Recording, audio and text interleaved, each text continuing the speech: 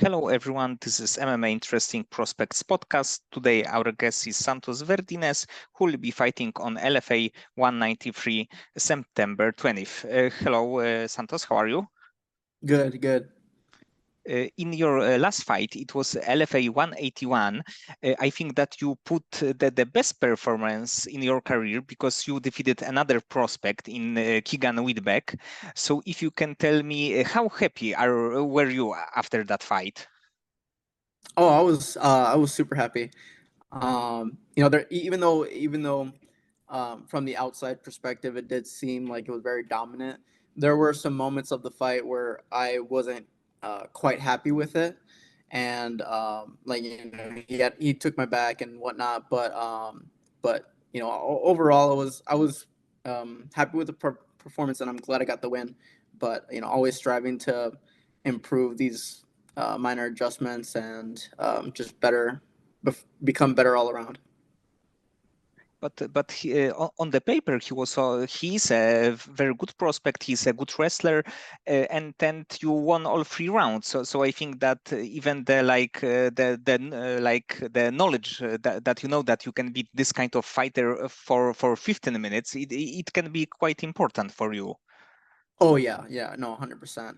It's definitely one of those things where it's when you fight someone who's got a record like that, and the outcome of the fight ends up being like that, it really starts to make you, in your head, you question yourself, like, oh, like, how good am I? Like, how far can I go till I really start being tested?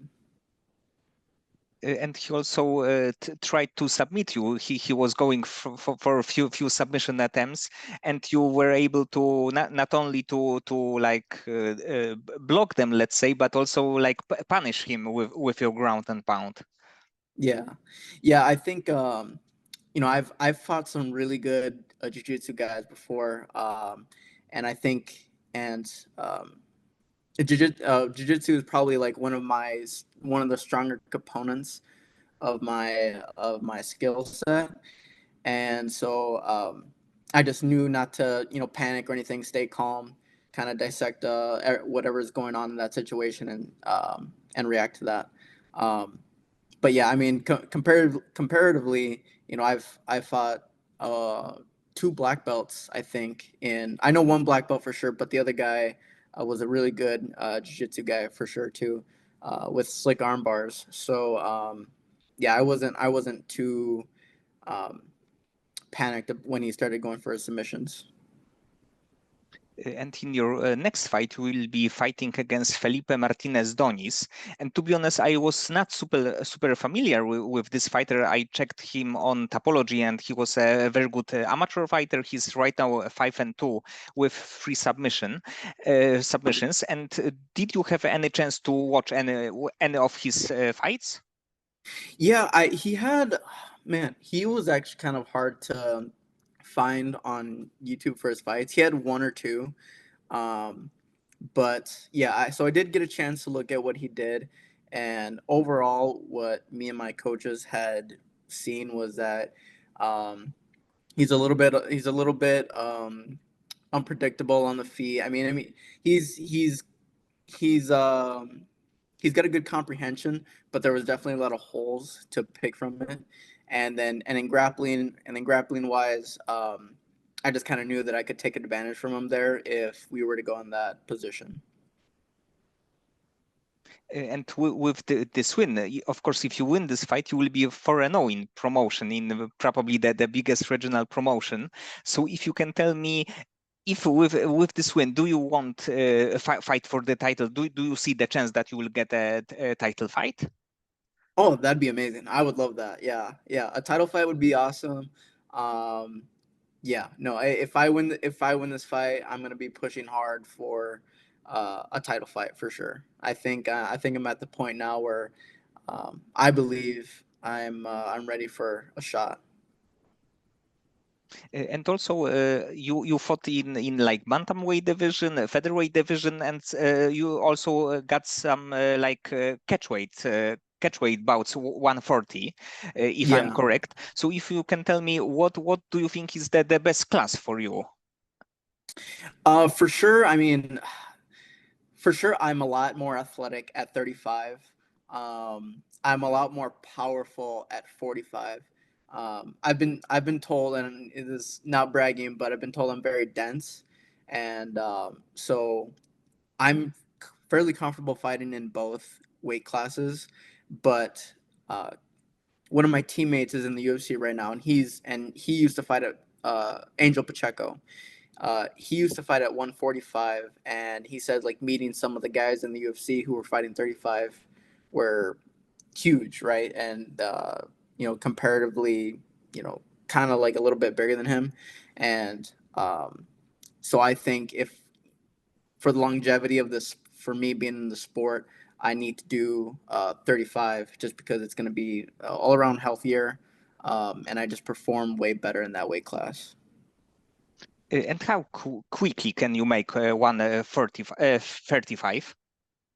I could probably make 135 in like 2 weeks or so. Yeah, like 2 weeks. I stay. I used to. I kind of used to do like the Patty Pimlin thing, where you blow up in between camps and then try to like shut it all off. But I mean, that's just it's such a that just takes such a toll on you. At least it did for me because it's a lot of coming down super fast. So I just feel like it's a lot easier to just stay in shape, stay ready all the time, and then when you get the opportunity, you're ready to go, and you don't have to turn opportunities down because you were not in shape, not ready. It's probably really hard when you are if you are not in shape to be back in the fighting shape when you have to cut Yeah, a lot of weight and like, probably also like change your like mind a little bit for this like fighter mentality. yeah, exactly. Yeah. So it's just so much easier. Just stay in shape, be good. Don't go out partying too much or anything like that. Like especially in the sport. I mean, you're taking so much body damage anyway. You got to really treat yourself to by being healthy and respecting your body and your mind. And also, I think that because you fought in bantamweight and in the featherweight division, it can be also quite like advantage for you if we are talking about like going to the UFC, because it means that you can take fights in either weight classes, and like if the like featherweight opportunity would appear, you can take it probably for the like few days before the fight. Oh yeah, no, 100%. I would most definitely feel comfortable doing a 145 fight in the UFC if I really had to. And if you can tell me a little bit about your beginnings in the like combat sports overall, like did you have any additional background like outside of training MMA? Yeah.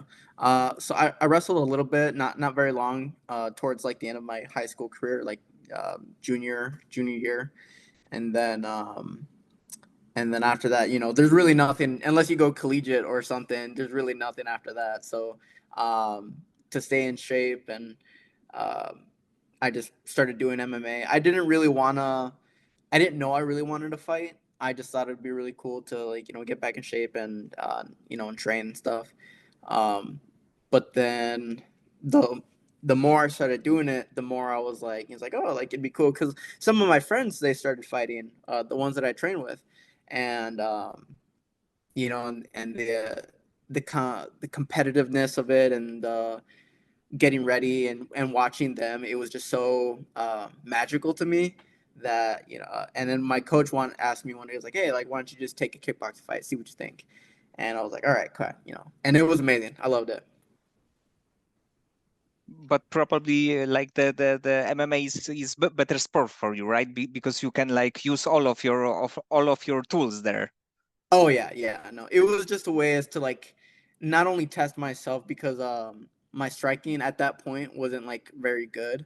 So I was like, all right, well, like if I'm gonna do something, might as well like go out of my comfort zone and do the thing that I'm not really good at. Because I had done jujitsu competitions, but I don't feel like jujitsu competitions have as much, at least not the local ones. I've never done a big tournament, but a local tournament doesn't have the same angst or buildup or intimidation as an actual fight where you're gonna get hit.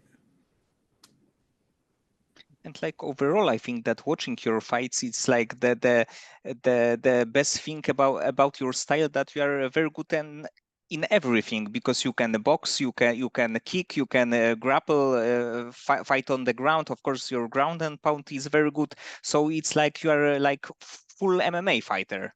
Yeah, yeah, yeah. I try to stay well rounded. You know, if um, I feel like I'm good about. I try to be good about. If I find an area that I'm not comfortable with and I'm not really good at, I like. Uh, Maybe it's like an ADHD thing or something, but like I really hone in on it and like I get super um, focused on just trying to like fix it and like at least get comprehensive in it. So if I do get in it in a fight, I don't freeze and like not know what to do or anything, or the fight stalls out because I'm not sure how to respond. And for now, do you have this area that you are like more focused on? Um, I would say right now,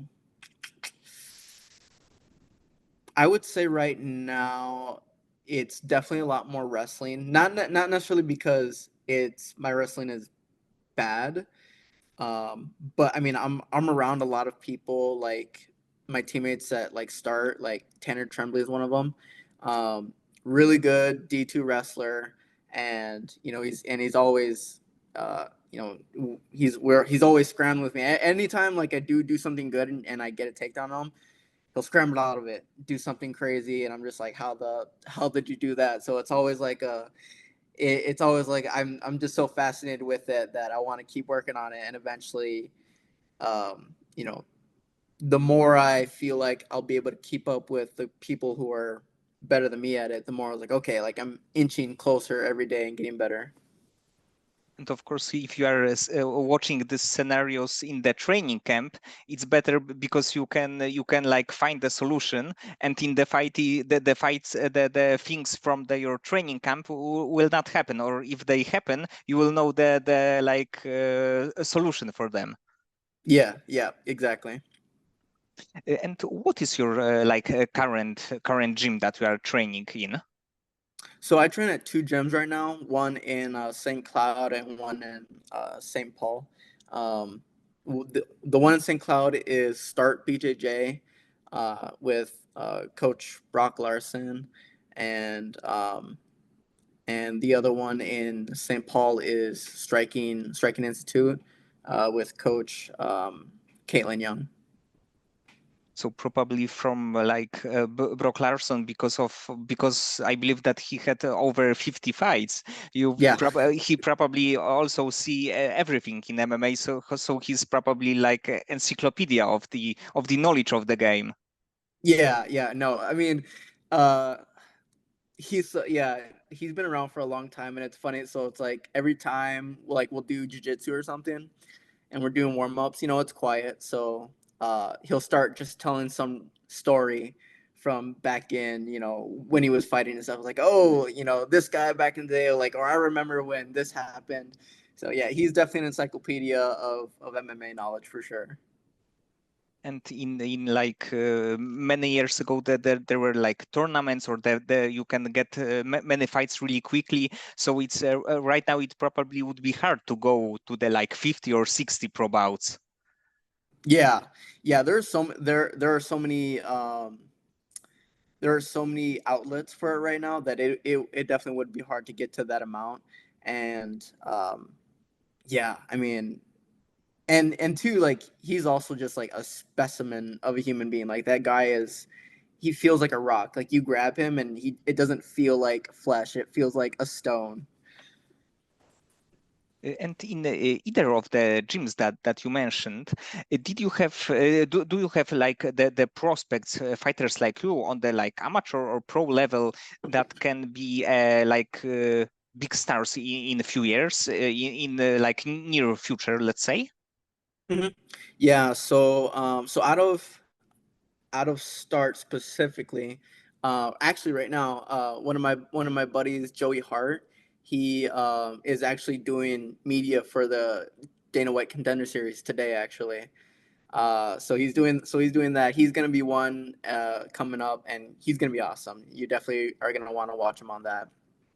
Another guy is Tanner Tremblay, super awesome. Like this guy is kind of like an anomaly. He doesn't look like he could hit hard. He's a little bit, for his weight class, he looks a bit thinner, but the dude could hit like a truck. And he wrestle just any his wrestling is just so good.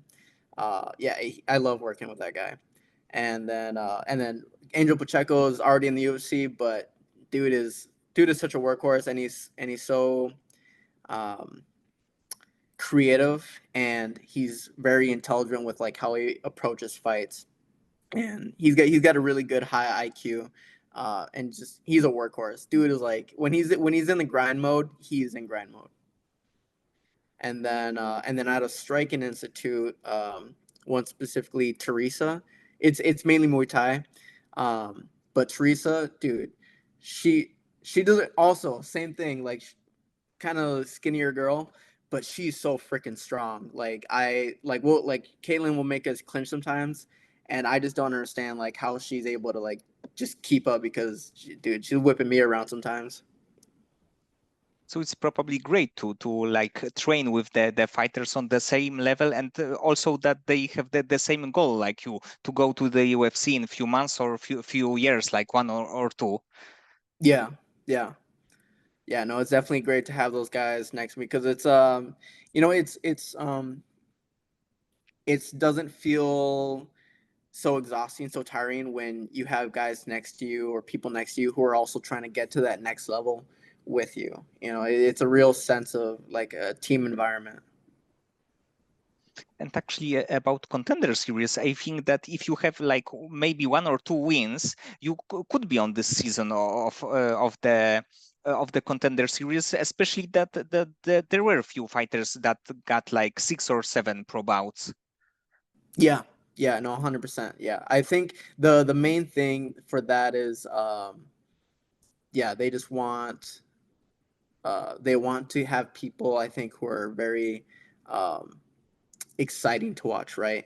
And that's why like I try to make as safe as possible. I try to make every fight I do just like just a brawl, ground and pound, as exciting as possible, like constant punishment, constant movement. Um, because nobody wants to watch a boring fight, even though like the person may be good and they are winning the fight. It is an entertainment sport, so you have to also think about the theatricalness of everything. Yes, but like you said, with your style, it's like the this kind of problem. It's like not your problem because of your Yeah, because your style is like very exciting, and yeah. probably it's like only a matter of or like one or two fights for you to get there. Because like in my opinion, the skills are definitely there. Yeah, thank you. Appreciate it. And would you be interested in like going to other big promotion, like maybe PFL, maybe one, maybe Bellator, if it still exists in like a few months or like 1 year?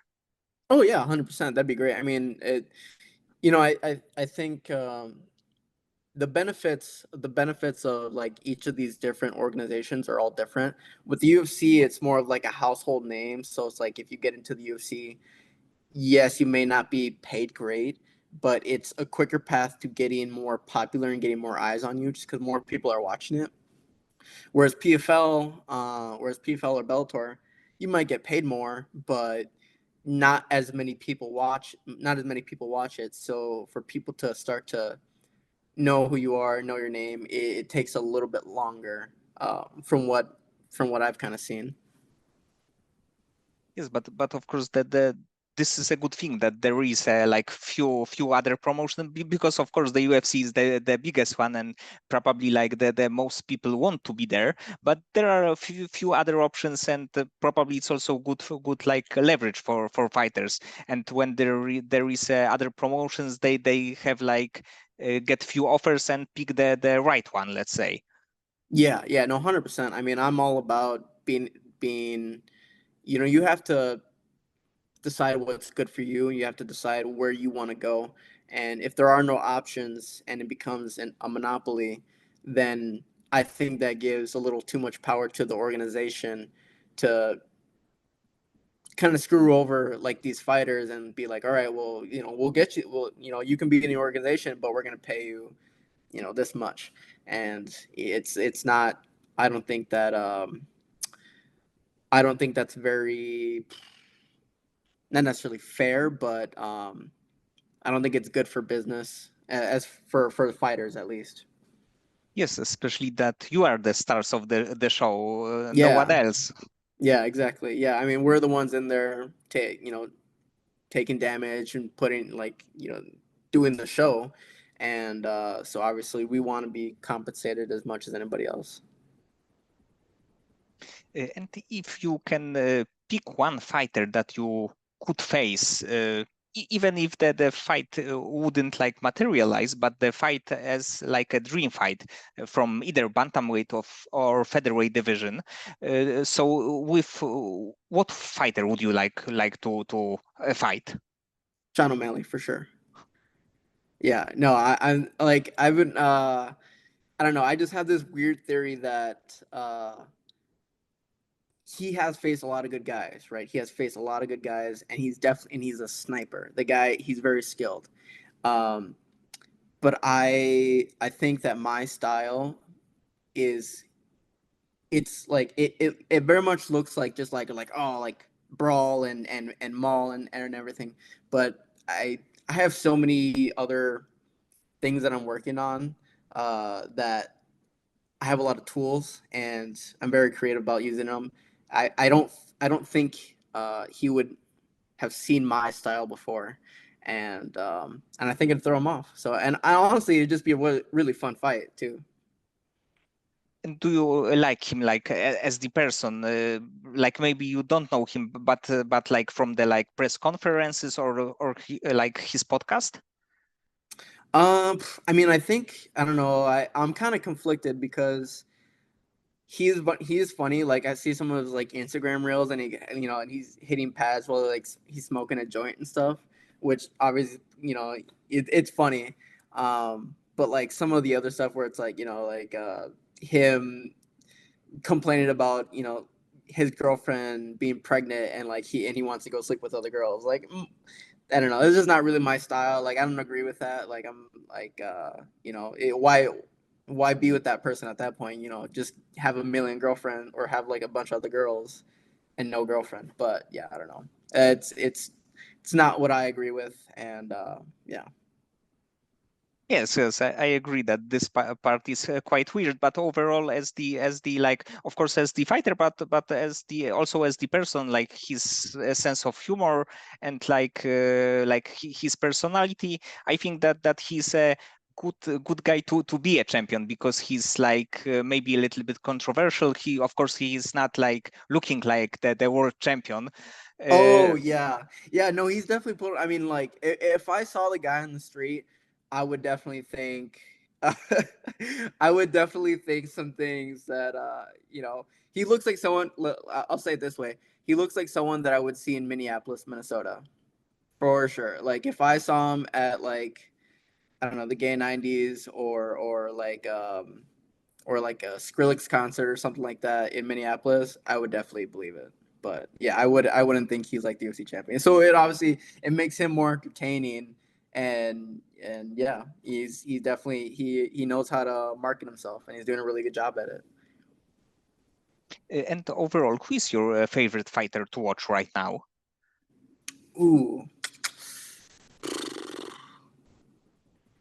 honestly, I don't know. So I don't watch I don't really watch fights a whole lot. Like I watch whenever my friends are fighting because like I care. But I don't really watch like if someone's like the most recent what is it? Who fought Adesanya versus DDP? Everyone was talking about it and everything, and but like I didn't really care for. I kind of just wait till the highlight reels come out.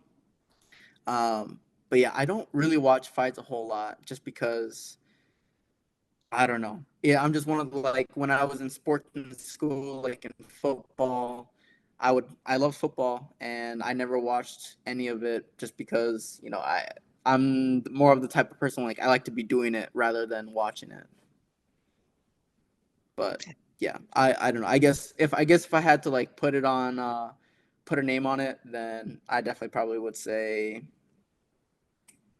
uh Michael Venom Page and MVP. Yeah, he's really fun to watch. I like watching him. Yes, he of course has this like interesting and not conventional style in Yeah, MMA. yeah, he's really fun to watch. You really never know what he's gonna pull out next. It's really fun. And about your opponents, like previous opponents, did you like to watch the videos like of their training if it's available of overall their fights? Yeah, sometimes like I'll watch, but I won't go like I'm not really gonna stress out about it a whole lot, or sometimes like if I watch their fights on YouTube or something, I'm not really gonna bother to go on their social media and like find like training clips of them just because um that at that point I feel like me and my coaches have seen their habits and their flaws, the holes in their game, and so I just kind of like they pretty much watch the video, give me a general layout of what I should do or what I should work on and what he does, and then I just focus and I get in the training room and I work on that. And on your Instagram, I saw that a few weeks ago you have a chance to commentate the fight, correct? Oh yeah, yeah. No, what is it? Ignite let me commentate their Muay Thai and MMA fights, which was super fun. It was definitely a different experience for sure because you have to conversate, make the fight entertaining to watch when it's kind of like stalemated, and just kind of like talk about like it's like, oh, like this person needs to do this, or like if I were this person, he should be doing this right now, or whatever whatnot. And yeah, I enjoyed it. I really like the production side of MMA and the all the shows. And probably you have to be like really focused on watching the fight because when you are watching on the TV on Saturday night, you can like watch the fight, but in the meantime do something else. And when you are commentating, it's probably like you have to be like 100% in. Oh yeah, no, you have to be 100 because everything's happening so fast, and if you zone out for a second, then all of a sudden, like, oh, and you're like, oh wait, what happened? Whereas like when you're watching the fights and you're bored, you could just scroll on your phone real quick until something happens or the person you're waiting for comes on. And outside of MMA, do you have any like additional hobbies or passion that you can like take your mind out of the MMA game? The things that you like to do in your free time? Yeah, so I'm really into it's a little more recent, but I've gotten really into like photography and videography.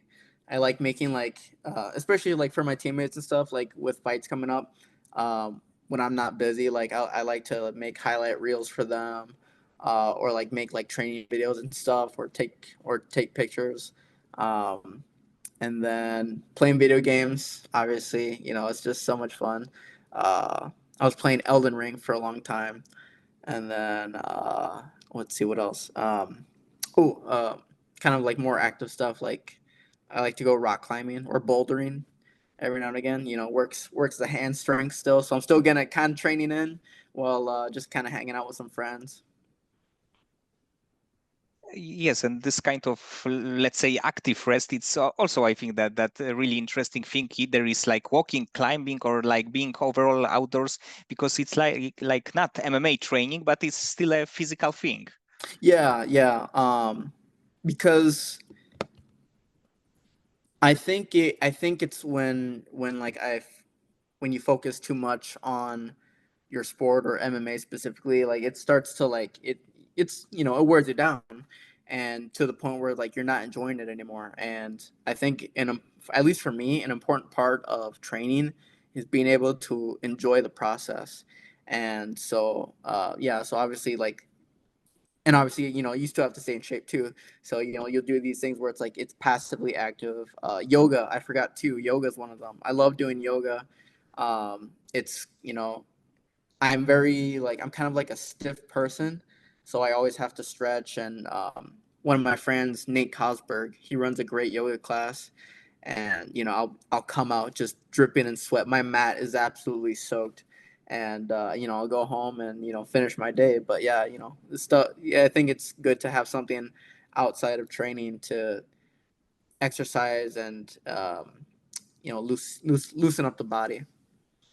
Yes, and probably like video games is also a great Oh tool yeah, to be out of your like ordinary life. yeah, you know, especially, and depends on the kind of game. I mean, sometimes like with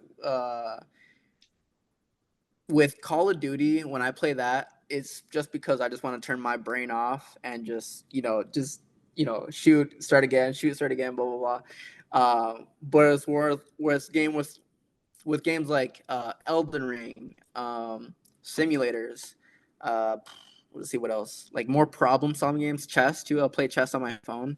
I like doing these games because I feel like it's more cognitive and you have to think a little bit more about it. There's more clues, so you have to, you know, you have to go find stuff. It's still fun, but it takes a little bit more. It takes some little more thinking to play these games. Okay, Santos. So many thanks for the conversation. I hope that you will get another win, and you will get after this either LFA title fight, or maybe you will get some way to get to the UFC, maybe some short notice call for bantamweight or featherweight division. But that soon, like the most people, more people can like find out about your talent. What was that last part? I'm sorry, you cut out. Yes, that more fans can like find out about your talent. Oh, thank you. Yeah, no, you know, I try to do, you know, post whatever on Facebook and stuff like that, or Instagram and TikTok and all these things. So yeah, I try to get myself out there enough to for people to know to like, hey, you know, you can come or something.